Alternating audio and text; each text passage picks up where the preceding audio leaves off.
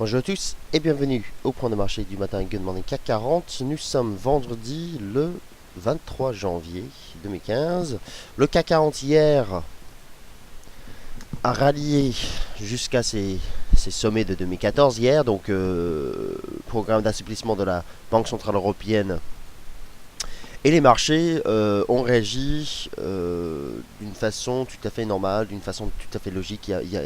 Il n'y avait aucun piège sur les marchés hier. C'est souvent ce qu'on peut toutefois voir lors de la conférence de presse de Mario Draghi, à l'issue de chaque réunion monétaire de la BCE. L'euro-dollar a chuté vers de nouveaux plus bas annuels. Nous sommes sur donc, les plus bas niveaux depuis septembre 2003.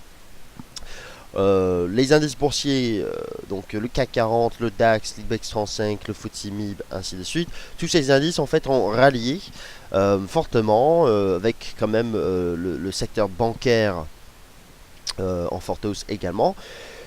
C'est logique, hein, nous avons quand même des liquidités qui vont être injectées dans le système bancaire européen. Donc les banques en profitent et les indices, par exemple le CAC 40 qui est quand même surpondéré en valeur bancaire, en profitent largement. Et ensuite le Bund, les taux obligataires en zone euro ont continué à baisser. Nous avons en fait des taux à 10 ans en Espagne, en Allemagne, alors je ne sais pas pour la France mais je m'en doute quand même, sur des plus bas historiques. Donc il n'y a pas eu de piège, il n'y a pas eu de piège. Finalement, les marchés, malgré le fait que l'ensemble le consensus quand même était en faveur d'un lancement du programme d'assouplissement de la Banque Centrale Européenne. Donc tout était anticipé, il n'y a pas eu de surprise. Et les marchés, il n'y a pas eu de vente de la nouvelle. En fait, il y avait quand même un scénario d'achat de la rumeur et puis vente de la nouvelle. Et on ne l'a pas vu. Alors pourquoi? Même si tout avait été anticipé, et les marchés quand même, ils intègrent ces informations dans les marchés, dans les cours des actifs financiers depuis longtemps. Il faut dire que ces dernières semaines, depuis décembre, les marchés avaient un peu réduit leurs anticipations vis-à-vis de la taille du programme d'assouplissement de la Banque Centrale Européenne. Et en fait, nous avions des anticipations entre 500 et 600 milliards d'euros. Il s'avère qu'avec les informations données hier, il s'avère qu'en fait, ce queue de la BCE s'élèvera finalement à la fin de septembre 2016, finalement à 950 milliards d'euros. Donc 60 milliards d'euros de rachat de titres de dette par mois, y compris justement des obligations indexées à l'inflation. Bon, on va faire le point sur les marchés, juste pour vous dire que les tendances sont bel et bien en place. L'euro-dollar, il n'y a aucune raison de croire qu'on aura un piège avant le week-end. Je vous invite aujourd'hui... Et aujourd'hui, nous sommes vendredi. Habituellement, le week-end, l'équipe d'Elifix vous invite à alléger vos positions, à couper des positions avant le week-end pour ne pas prendre trop de risques pendant la fermeture des marchés. Ce week-end, dimanche, il y a l'élection, l'élection en Grèce, les élections législatives en Grèce. Il faut absolument prendre en compte le risque de gap et de forte volatilité avec cet événement ce week-end. Ça, c'est la raison pour laquelle je vous invite à couper des positions sur les marchés avant la clôture des marchés ce soir. C'est également la raison pour laquelle FXCM va augmenter à nouveau les marges requises sur le marché des changes et également sur l'or. Ce soir, après la clôture, c'est temporaire. La semaine prochaine, ça va revenir à la normale. Mais en fait, nous augmentons la marge justement pour prendre moins de risques. Et je vous invite à faire la même chose. Avertissement sur les risques liés au trading. Et puis on va voir tout cela ensemble au niveau des tendances sur les marchés. L'euro-dollar, le CAC 40 et l'once d'or. Ce sont les trois actifs sur lesquels je vais me focaliser ce matin. Sachez juste que voilà, vous êtes donc devant votre plateforme, c'est vous qui cliquez le bouton achat ou vente Et donc c'est votre responsabilité qui est engagée ici lorsque vous tradez les marchés. Toute opinion, information de marché, note de recherche, analyse, prix et haute notification durant ce webinaire et dans toutes les analyses sur dailyfix.fr ont pour seul et unique but de commenter l'évolution du marché, enfin des marchés, et ne constituent en aucun cas un conseil d'investissement. Soyez donc conscient des risques que vous avez sur le marché. Soyez également conscient du fait que c'est à vous de gérer ces risques avec des stops de protection, avec une maîtrise du levier. Et encore une fois, FXM va FXM va augmenter les marges requises sur le marché d'échange ce soir pour justement limiter le levier pris par les traders. Alors, aujourd'hui, vendredi 23 janvier, nous avons ce matin dès 9h30, donc dans 6 minutes, des indices PMI composites manufacturiers en zone euro, enfin des indices tout simplement des indices PMI en Allemagne, en France, en Italie, pour l'ensemble de la zone euro. Il s'agit de statistiques provisoires. En fait, ce sont les premières publications de ces indices PMI pour le mois de janvier. La semaine prochaine, a priori, nous aurons les chiffres finalisés. Clairement, ce sera du bruit sur le marché d'après moi, parce que les marchés vont quand même rester focalisés sur la Banque Centrale Européenne. Et donc, j'ai tendance à croire que même si les statistiques sont supérieures aux attentes ici, les indices PMI, tout simplement, je pense que ce sera juste du bruit sur le marché et l'euro-dollar devrait rester sous pression vu ce qu'on a fait hier. Ce qui m'intéresse le plus aujourd'hui, parce que c'est relativement un calendrier économique très léger au niveau des indices, excuse-moi, au niveau des statistiques en zone euro, et il n'y a pas grand-chose aux États-Unis cet après-midi, juste l'indice PMI de la Fed de Chicago. Il y a aussi l'indice PMI de Market également. Ce qui m'intéresse le plus au niveau d'un mouvement qui pourrait être très intéressant, c'est l'indice des prix à la consommation, donc les chiffres de l'inflation au Canada. Alors, il y a 2 jours, la Banque du Canada a annoncé une baisse surprise des taux. L'inflation donc devrait être quand même un sujet beaucoup plus important désormais pour les traders du dollar canadien. Alors, quand je regarde les statistiques attendues aujourd'hui, au niveau de l'inflation, nous avons donc, bien entendu, pour chaque pays, vous avez l'inflation et puis ensuite l'inflation sous-jacente. Alors, je vais juste regarder rapidement. Donc là, en fait, c'est l'inflation sous-jacente. Voilà, c'est l'indice des prix à la consommation de référence de la Banque du Canada. Donc ça, c'est l'inflation dite core sous-jacente où on enlève des éléments volatiles. Ceci, c'est l'inflation standard, on va dire, qui est composée, qui inclut justement les prix des matières premières, notamment les prix de l'énergie, donc du pétrole. Vous constaterez donc qu'il y a une baisse anticipée de l'inflation ici, quand on inclut justement les prix de l'essence. Mais quand on enlève cet élément volatile, l'inflation sous-jacente est attendue en hausse. Alors ça, c'est lié justement, je pense, au marché immobilier. Donc voilà, nous avons quand même des statistiques qui se divergent un petit peu. Voilà en fait la tendance globalement de l'inflation au Canada ici. Vous voyez donc, nous avons quand même une inflation qui l'année dernière a augmenté fortement. La Banque du Canada ne s'en est jamais inquiétée, parce que la Banque du Canada nous dit depuis l'année dernière, même si elle avait été surprise par cette hausse de l'inflation, c'était pas attendu par la Banque du Canada, elle nous a toujours dit que c'est temporaire. Et donc elle anticipe justement une baisse de l'inflation, d'où la baisse des taux. Et donc même si l'inflation est supérieure aux attentes, je pense que globalement le dollar canadien sera vendu par les marchés. Donc je serais plus intéressé par finalement des statistiques ici légèrement supérieures aux attentes, ou en ligne aux attentes, et avec un rebond du dollar canadien pour ensuite rechercher un point d'achat sur l'USD4 par exemple. Ça, c'est une façon de trader une telle statistique. Parce que tellement la tendance sur le ZCAD est haussière, je pense pas que ces statistiques ici puissent remettre en cause cette dynamique. Bon, je vais peut-être revenir là-dessus. Justement, normalement, je me focalise uniquement sur les trois actifs, l'euro-dollar, le CAC 40 et l'once d'or.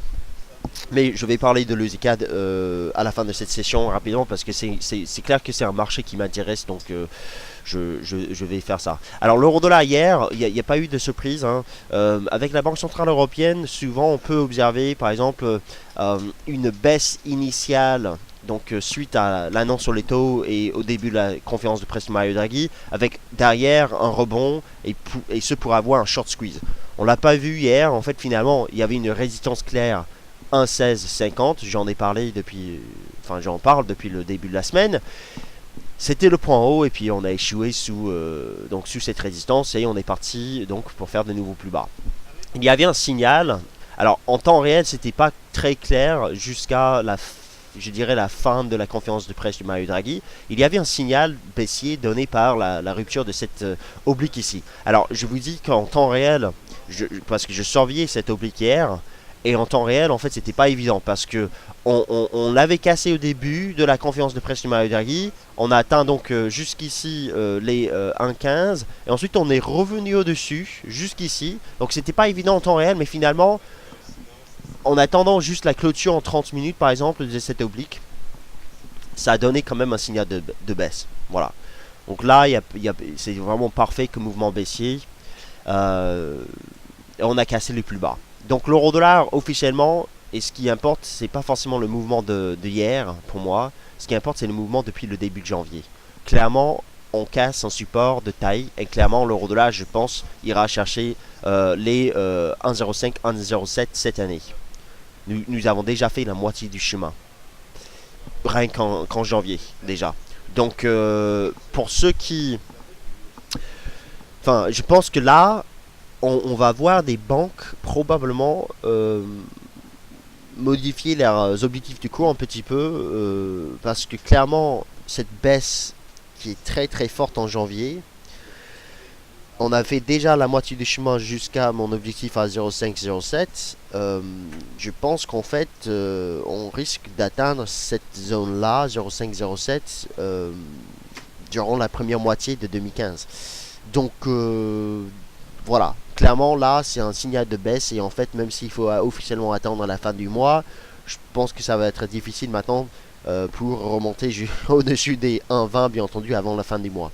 Bon, est-ce que l'euro-dollar va casser ses plus bas, va gaper à la baisse avec les élections en Grèce? Alors il y a un risque effectivement que l'euro-dollar gape à la baisse ce dimanche, à la baisse. Donc pourquoi? C'est parce que si justement les élections ne se passent pas très bien et si le parti politique Syriza l'emporte, eh bien il va y avoir quand même des spéculations vis-à-vis d'une renégociation avec la Troïka. Donc de la Grèce, entre la Grèce et la Troïka. La Troïka qui est, je vous rappelle, la Banque Centrale Européenne, le FMI et l'Union Européenne. Hein. Si il y a donc cet événement-là, les marchés vont se mettre à spéculer sur la sortie de la Grèce de la zone euro. Et ensuite, vous connaissez déjà l'histoire, hein, si vous étiez présent sur les marchés entre 2010 et 2012.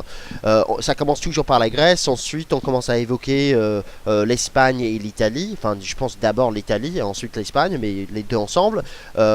Portugal aussi, mais bon, c'est vrai que Portugal, en fait, on n'a jamais vu une reprise au Portugal, donc je ne sais pas si ce sera un événement. Alors, en fait, je pense que en cas de retour, enfin, en cas de nouvelles craintes sur la zone euro, sur l'état de la zone euro, il faut dire que cette fois-ci, la différence entre 2011 et 2012 par exemple où on a vu la Grèce, le Portugal mais aussi l'Italie et l'Espagne attaquer. Je pense que la différence cette fois-ci ce sera la France.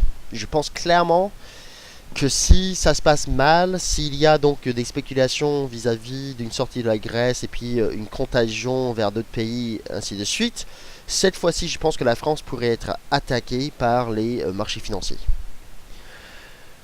Parce que il faut dire, et c'est pas juste une opinion, hein, il faut dire que la situation en France est beaucoup plus délicate aujourd'hui au niveau de, c'est pas uniquement le chômage, mais au niveau même des finances de l'État français. La situation est beaucoup plus délicate aujourd'hui qu'il y a 3 ans, qu'il y a 4 ans. Donc, cette fois-ci, je crains justement, avec un retour des craintes liées à la dette en zone euro et liées surtout à la Grèce, avec une contagion même vers d'autres pays, je crains justement que la France, cette fois-ci, soit affectée. Et là, si ça arrive, en fait, on parle quand même du deuxième pays, enfin de la deuxième économie la plus importante de la zone euro, et donc c'est quand même très grave. Bon, c'est juste une hypothèse, un scénario, et en fait c'est pas pour la semaine prochaine, bien entendu. Ça prendra du temps, ça prendra plusieurs mois, donc voilà, c'est juste quelque chose, il faut en être conscient. C'est vrai que la France aujourd'hui, au niveau des finances, au niveau de la conjoncture, vous regardez tous les indicateurs, le PMI manufacturier, le ratio dette sur le PIB, les déficits de l'État français, tout cela, en fait, nous donne quand même une situation beaucoup plus délicate pour la France aujourd'hui qu'il y a 4 ans. C'est clair. Donc, soyez conscient du risque d'un gap à la baisse avec la Grèce. Je pense toutefois que la Grèce jusqu'ici c'est un peu du bruit sur le marché. Peut-être finalement les élections vont se passer sans grand événement. Mais face à ce risque, il faut au moins, je dirais, la stratégie sur l'euro-dollar aujourd'hui, c'est de sortir du marché, de réduire votre exposition, parce que un gap peut très bien être observé dimanche soir. Alors, de quelle ampleur? Bah, la dernière fois que j'ai vu l'euro-dollar gaper, donc à la fin d'un week-end gapé, donc avec un événement en zone euro, c'était en mars 2013 avec Chypre. Donc la petite crise à Chypre. Et l'euro-dollar à ce moment-là, il a gapé à la baisse et le gap était de 150 pips. Donc ça vous donne déjà une idée des dégâts qui pourraient être observés sur le marché à l'ouverture du Forex dimanche soir. Il est impossible, bien entendu, de prévoir l'ampleur d'un tel gap, mais je me sers justement de l'historique de l'euro-dollar, du passé, et j'ai vu en mars 2013, avec donc la crise à Chypre, une baisse, un gap de 150 pips sur l'euro-dollar. Soyez conscient donc de ce risque dimanche soir. Support, donc pour ceux qui tradent uniquement en intraday, parce qu'aujourd'hui en fait si vous tradez l'euro-dollar c'est uniquement en intraday, c'est pas du tout le moment de prendre des positions en swing avant les élections en Grèce. Intraday support 1,1310, résistance 1,1370, tendance fortement baissière ici. Il n'y a pas grand espoir, d'après moi, pour l'euro-dollar dans les prochaines séances. Donc, a priori, en fait, il y a plus de risques qu'on casse à la baisse les 1,1310. Et peut-être même, on pourrait même voir l'euro-dollar faire de nouveaux plus bas avant le week-end. Hein. On pourrait aller chercher les 1,13. Alors, 1,13, enfin, il est possible qu'on voit quand même une stabilisation à 1,13 avant le week-end, sachant que bon, c'est un chiffre rond et souvent vous avez des ordres, par exemple des ordres déjà sur le marché, mais aussi au niveau des options, des barrières par exemple. Bref, je ne sais pas si on va aller chercher en dessous des 1,13 avant le week-end. Je n'ai pas envie de dire que non, mais je dirais que potentiellement on va se stabiliser un petit peu. Donc pour l'instant c'est un range, et en cas de sortie par le bas du range, effectivement on pourrait aller chercher de nouveaux plus bas, mais soyez conscient d'une réaction ou d'une stabilisation sur les 1,13 avant le week-end. Il n'y a pas de statistiques, encore une fois, à part des indices PMI aujourd'hui. Je ne sais pas si cela va nous donner forcément un fort décalage sur le marché. Je pense pas. Je pense que le marché restera focalisé sur la Banque Centrale Européenne, même si il est vrai qu'il n'y a pas eu de surprise hier avec la Banque Centrale Européenne. Tout avait été anticipé, mais visiblement, en fait, le marché continue justement à vendre l'euro-dollar, et ce pour de bonnes raisons. Le CAC 40 donc a profité de la décision de la Banque Centrale Européenne et fait de nouveau plus haut maintenant alors je sais pas de combien d'années, mais la dernière fois, alors on va regarder rapidement, la dernière fois qu'on était à 6 niveaux au-dessus des 4600 points, c'était donc en juillet 2008. Donc là, en fait, sur le CAC 40, sur mon graphique hebdomadaire, je vois un signal d'achat donné par le dépassement des 4400 points au début de cette semaine. La suite logique, donc le signal était bon. En fait, ce signal avait été donné vendredi dernier par la cassure des 4370 points. Donc dès lundi, je vous ai dit que si l'on devait tenir avec un pullback les 4370 points, c'était bullish et on pouvait en fait anticiper une cassure des 4400 points et ce ensuite pour viser jusqu'à 4006. Ça c'est fait et ça en fait ça a pris juste une semaine, 5 séances et on a atteint l'objectif. Maintenant est-ce qu'on est suracheté?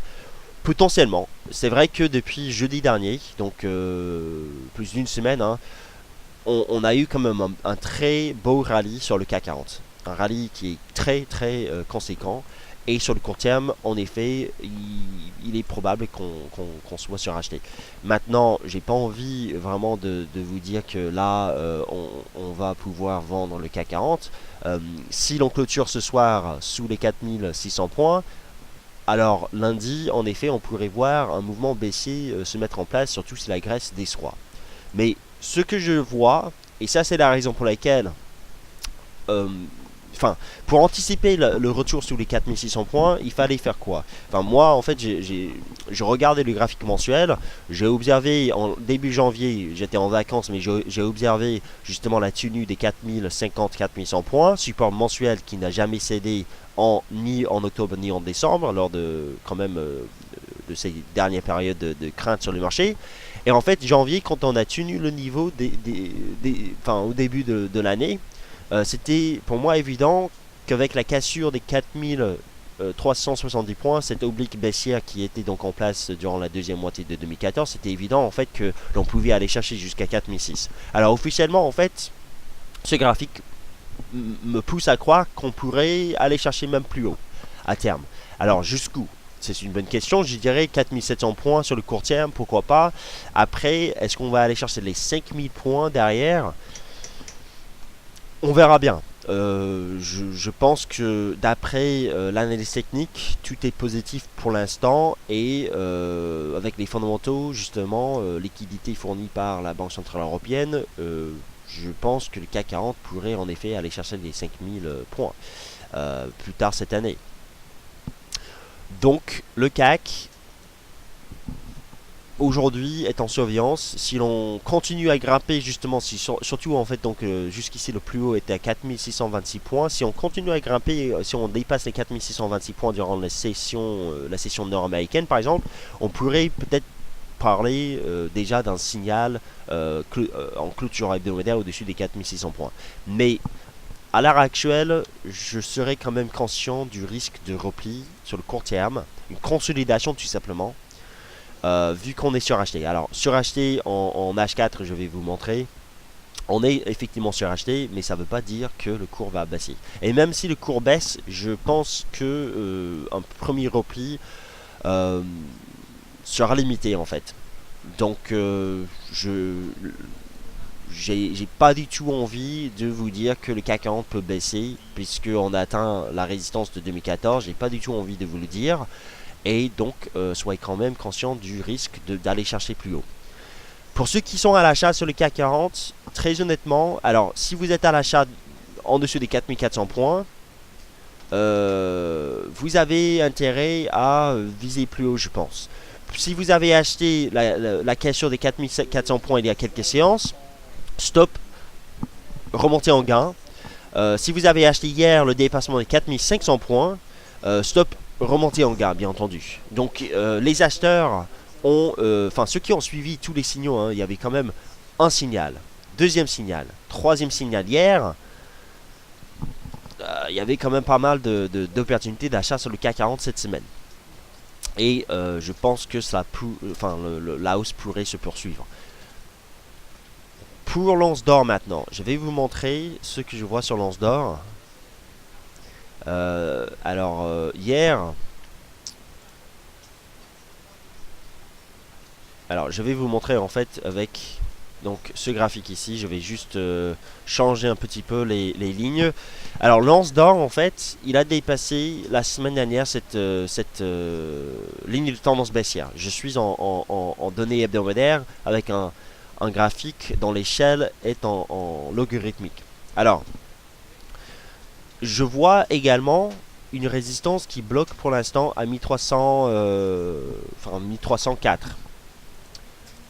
Je pense que si l'once d'or arrive à casser les 1300, les 1304, qu'on pourrait, ou même, non, en fait, 1310 plutôt, on pourrait aller chercher les 1400 derrière. Regardez par exemple la MACD ici. La MACD qui est en train de donner un signal d'achat depuis plusieurs semaines. Mais en fait, au niveau actuel, je ne serai pas forcément à la recherche d'un point d'achat parce qu'on atteint une résistance et on a une hésitation sur le cours. Toutefois, je pense que si le cours casse les 1310, compte tenu du signal donné sur la MACD qui suggère quand même qu'il y aura assez de momentum pour confirmer une telle cassure, on pourrait voir une accélération sur l'or. Et je pense qu'à terme, une accélération sur l'or nous donnerait plutôt un retour vers les 1400. Donc ça, c'est en fait, c'est l'idée de trading des DFX sur notre site. Je vous la montre. Donc l'idée de trading des DFX ici, un signal d'achat guetté. Donc il n'y a pas encore eu de signal d'achat. Un signal d'achat guetté sur l'or pour viser les 1400. Compte tenu du début du signal donné par la MACD, vous avez également donc la moyenne d'huile à 100 semaines qui est en résistance. Et donc j'attends une cassure dès la semaine prochaine pour prévoir un retour vers les 1400 plus tard cette année. Sans cela, il est clair que l'once d'or risque de faire un espèce de double top. Hein. Il est clair que l'once d'or, donc nous sommes ici, hier un beau rebond avec la Banque Centrale Européenne, mais on hésite encore.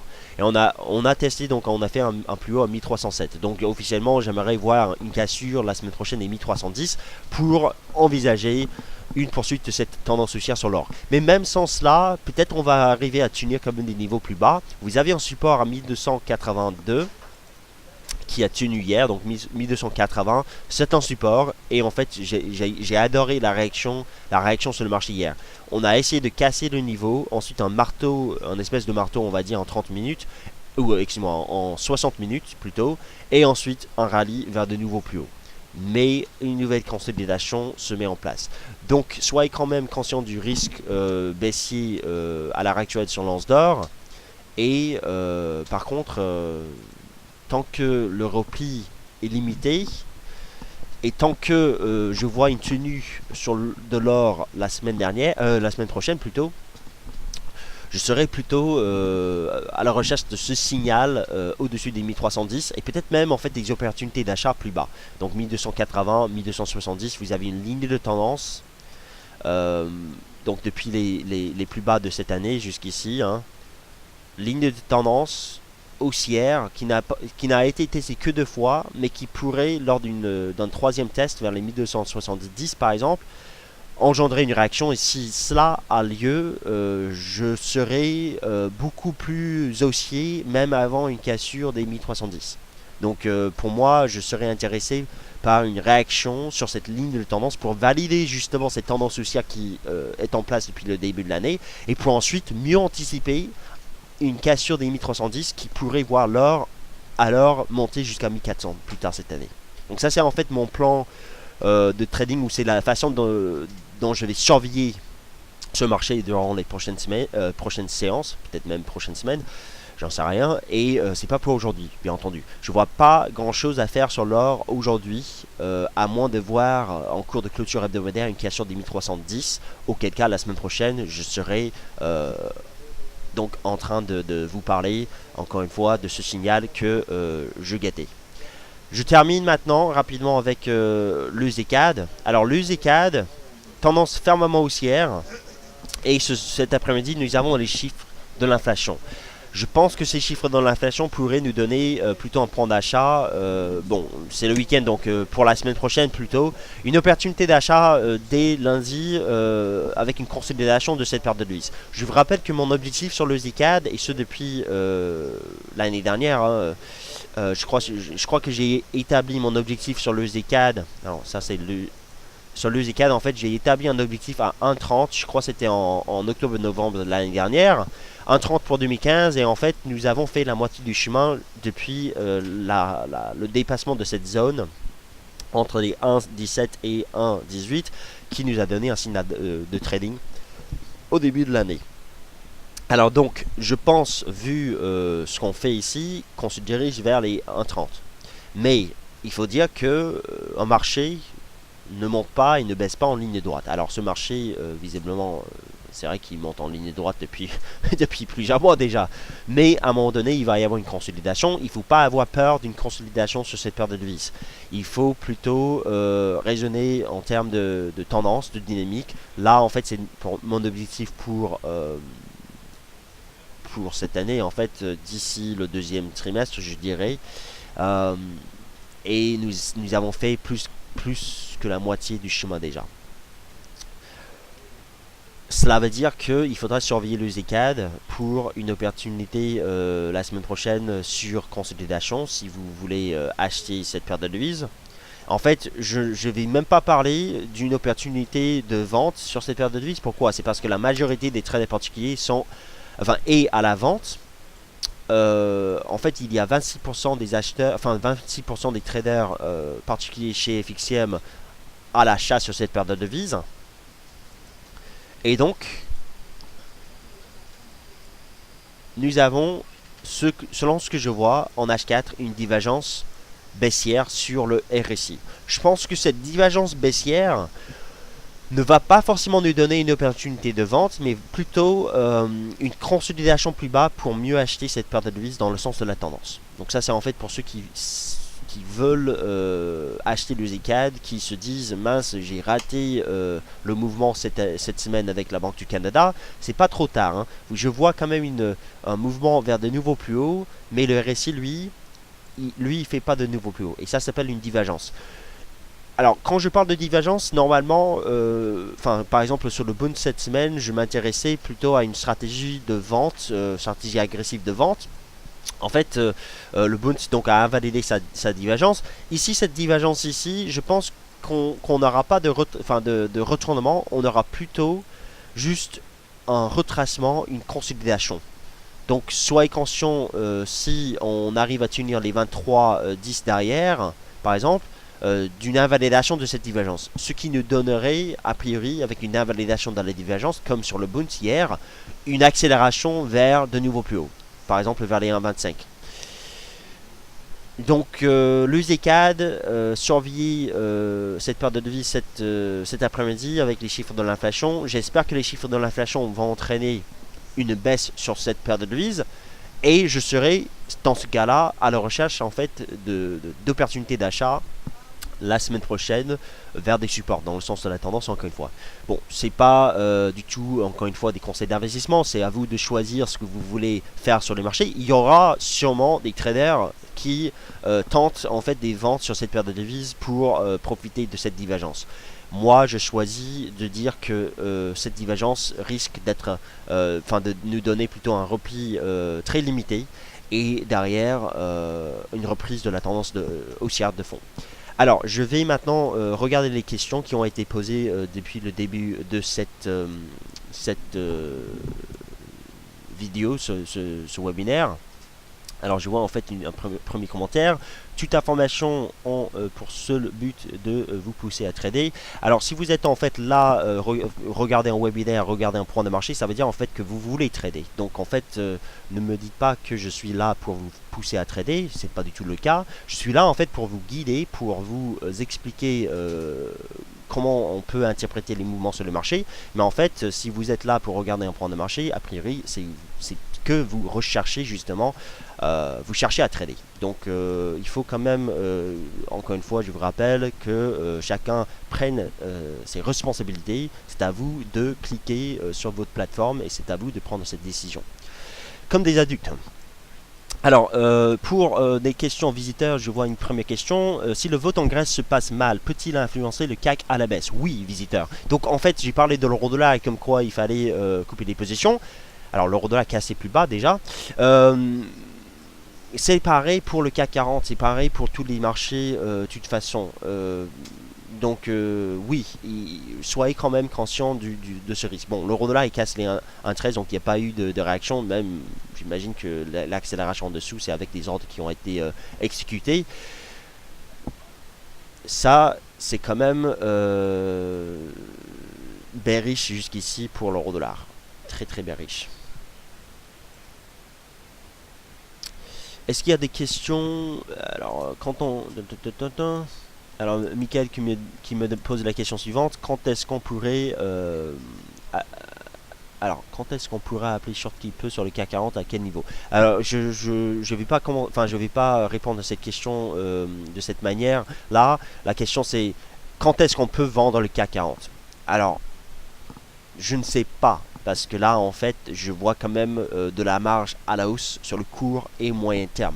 Donc, très sincèrement, je ne serai pas moi-même à la recherche d'une résistance pour vendre plutôt. Je pense que le CAC 40, en fait, d'après ce que je vois, d'après mon graphique ici, par exemple, purement analyse technique, mais aussi fondamentale, hein, je pense que le CAC 40, en fait, pourrait aller chercher les 4900 points, même les 5000 points, plus tard cette année.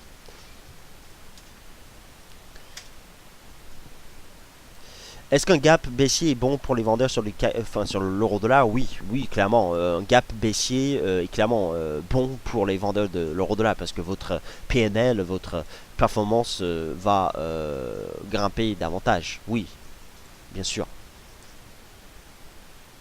Qu'est-ce que ça veut dire si le vote se passe mal? Alors ça veut dire en fait que les partis, le parti extrême gauche va va l'emporter tout simplement et que derrière on aura des inquiétudes concernant la Grèce, concernant justement le choix de rester au sein de la zone euro avec quand même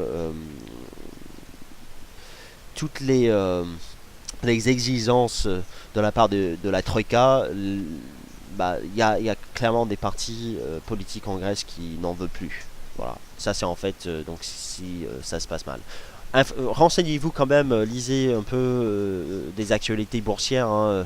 Je ne suis pas un spécialiste de la Grèce, mais vous avez toutes les informations dans tous les articles sur la Grèce depuis maintenant 3 semaines. Lisez quand même ces articles, faites un peu de recherche Google News. Vous allez sur Google Actualité, vous cherchez Grèce, élection, vous allez trouver les informations.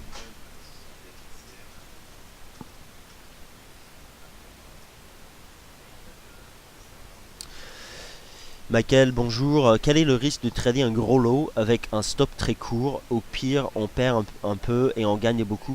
Qu'est-ce que j'en pense? Alors, le risque, en fait... le risque, c'est que vous avez deux choix.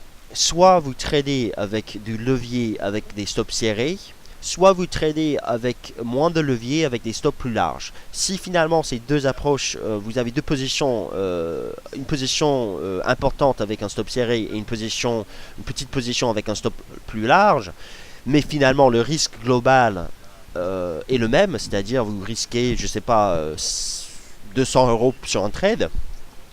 En fait, quand la position dont la taille est importante, quand cette position est stoppée parce que votre stop était très court, vous allez avoir envie de reprendre position parce que vous vous dites oui mais en fait mon stop était juste trop court, c'est pas une invalidation de mon scénario, je vais rentrer.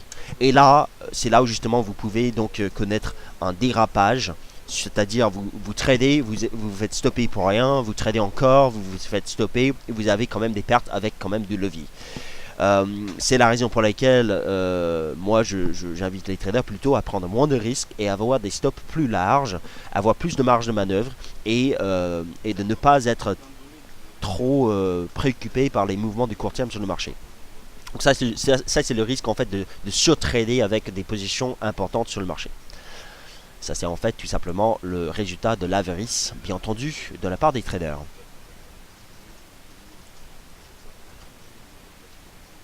Le risque également, c'est avec les gaps, Michael. Donc, si vous avez une position importante et un stop serré, mais avec un gap, par exemple, ce dimanche, votre stop sera exécuté à un prix différent. Et ça pourrait justement entraîner de fortes pertes, comme c'était le cas pour certains sur l'euro SHF la semaine dernière. Bonjour JPH, alors bonjour, la volatilité est prévue beaucoup plus forte cette année. Dans cette configuration de marché, faut-il pas privilégier l'intraday, voire le scalping plutôt que le swing trading avec les CFD? Alors, ça revient en fait toujours à ce que je viens de dire concernant la taille des positions. Ce qui est sûr et certain, c'est que JPH, et c'est pour tout le monde, hein, quand la volatilité augmente, c'est là où justement il faut réduire la taille des positions. Si vous prenez par exemple sur l'euro dollar, habituellement, que ce soit en intraday ou que ce soit en swing, habituellement vous prenez une position, je sais pas, 3 lots. Chaque fois vous avez en fait des stratégies de trading, vous tradez toujours l'euro dollar avec la même taille. Quand la volatilité augmente, c'est là où justement on doit réduire la taille. Parce que quand la volatilité augmente, ça veut dire que les mouvements sont beaucoup plus forts. Et on peut espérer en fait des mouvements beaucoup plus durables dans le temps. Mais on peut donc alors réduire le levier. Puisque si ça se passe mal, bah, vous avez compris que la volatilité c'est bien des fois, mais c'est aussi un risque sur le marché. Donc il ne faut pas non plus penser qu'il faut privilégier des unités de temps courtes. Moi-même, je ne recommande pas du tout le scalping. Hein. Je pense que le scalping, personnellement, c'est mon opinion personnelle. Je pense que le scalping c'est très dur. Je pense que le scalping c'est pas une stratégie enfin, il y a très très peu de traders, surtout particuliers, qui gagnent réellement avec le scalping. Parce que vous jouez uniquement le bruit sur le marché et mathématiquement parlant, c'est démontré par de nombreuses études, par les économistes, justement des lauréats, enfin des Nobel, hein, c'est impossible de gagner, de battre au moins un benchmark sur le marché avec une telle stratégie. Ça c'est mon opinion. Je crois à ce que justement j'ai lu durant mes études en économie et en finance de marché. Et selon ce que je vois en réalité, c'est le cas. Pour l'intraday et le swing, c'est juste en fait, il faut réduire le levier. Il ne faut pas non plus privilégier une approche. L'approche qu'il faut privilégier, c'est l'approche que vous sentez le plus. Il y a des traders qui sentent le plus l'intraday. Il y a des traders qui sentent le plus le swing, c'est-à-dire prendre des positions et les garder pendant plusieurs jours. Il y a des traders en fait qui ne sentent que le moyen terme. Moi-même, je suis plutôt swing moyen terme parce que j'aime pas le bruit sur le marché. J'aime en fait les tendances et je me focalise sur les grands thèmes sur les marchés et je reste focalisé sur les grands thèmes. Ça, c'est la raison pour laquelle être baissier sur l'euro dollar, c'était parfait pour ceux qui avaient quand même une vision du marché. Le ZCAD à la hausse, c'était également le cas. Maintenant, trader du jour au lendemain, chaque fois on reprend le calendrier économique et voir ce que l'on peut faire, c'est moins évident. Parce qu'il faut toujours rester bien au courant des dernières déclarations des hommes politiques, des banquiers centraux et avoir toujours en tête le risque en fait d'une annonce surprise. Voilà. Alors, dernière question et puis je vais vous quitter. Dernière question. Je vois en fait juste la question concernant les taux, enfin les tailles importantes. Qu'en est-il du billet vert? Bon, dernière question. Est-ce que le billet vert, donc le dollar US, est toujours haussier et jusqu'où? Oui, que ce soit l'euro dollar, que ce soit le ZK, le billet vert est toujours haussier pour moi. Il s'est neutralisé un petit peu ces dernières séances, mais le FXM US, enfin le Dow Jones FXM US Dollar Index a progressé vers de nouveaux plus hauts hier. C'était avec la chute de l'euro, c'était pas forcément un rallye du dollar, c'était avec la chute de l'euro hier. Dans tous les cas, oui, le dollar il est bel et bien haussier. et il n'y a aucune raison de croire que ce changera sur le court terme. Sur ce, je vous remercie énormément de votre présence ce matin durant l'émission Good Morning CAC 40. Nous arrivons à la fin de la semaine. Encore une fois, je vous invite à réduire votre exposition sur le marché à l'approche du week-end. Les marges requises seront augmentées sur le marché des changes ainsi que sur l'or après la clôture ce soir chez FXM. Donc encore une fois, assurez-vous d'avoir assez de marge pour faire face à cette augmentation des marges ce week-end. On se retrouve dès lundi prochain pour la prochaine émission Good Morning CAC 40 sur dailyfix.fr. Je vous souhaite donc une très bonne séance, bon trade, un très bon week-end et à lundi.